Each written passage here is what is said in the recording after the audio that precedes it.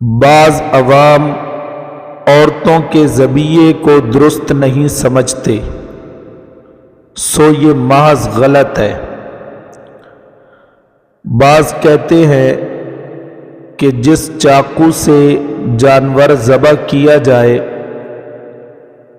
اس سے حلال ہونے کی شرط یہ ہے کہ اس چاقو میں 3 کیل ہوں، یہ بھی محض غلط ہے۔ بعض عوام کہتے ہیں کہ اگر گوشت میں ہڈی نہ ہو تو وہ گوشت مکروہ ہو جاتا ہے، محض یہ بھی غلط اور بے اصل ہے۔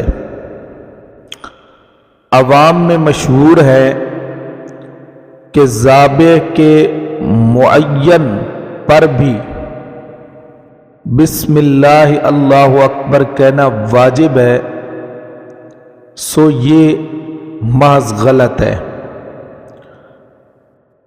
بہت مشہور ہے کہ عقیقے کا گوشت بچے کے ماں باپ، نانا نانی، دادا دادی کو کھانا درست نہیں، سو اس کی بھی کوئی اصل نہیں۔